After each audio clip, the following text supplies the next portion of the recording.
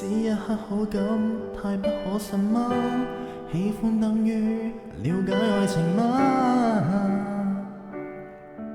什麼都可變卦，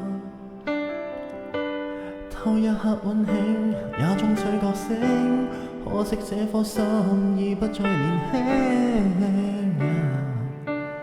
情感輸給理性，太害怕要目睹過於受傷的程度，叫代價那樣高，也許將心聲吞吐，連天都早知道，有些愛未開始已經結束，未牽手已經退縮，未親歷過，但我已經再無力繼續。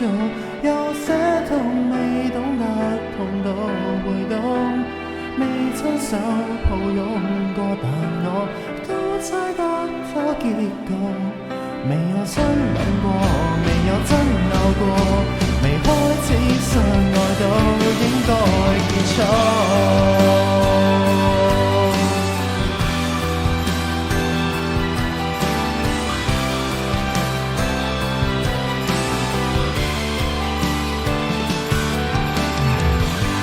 多少的相差會爭執錯失，好比當一位戰爭裏遺失，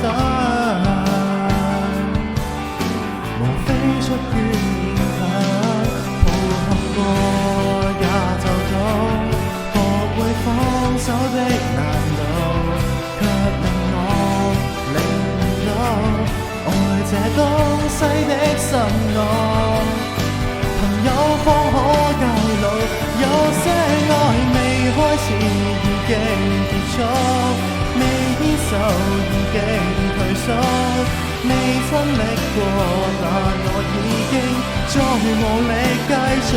有些痛未懂得痛到會懂，未親手抱擁過，但我都猜得它結局。未有親吻過，未有爭拗過，未開始相愛都應該結束。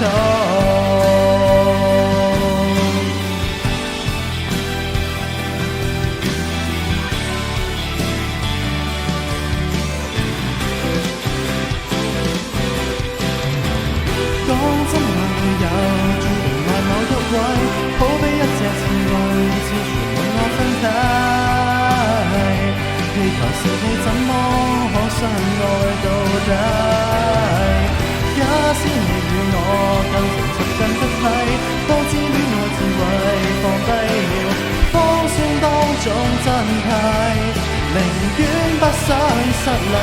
有些愛未開始已經結束，未溫飽已經滿足，未經差錯，但我退出，怕胡亂失足。有些痛未懂得痛到會懂，未深刻了解過，但我都猜得到結局。未到寵愛你，未到拋棄我，未開始相愛也好好結束。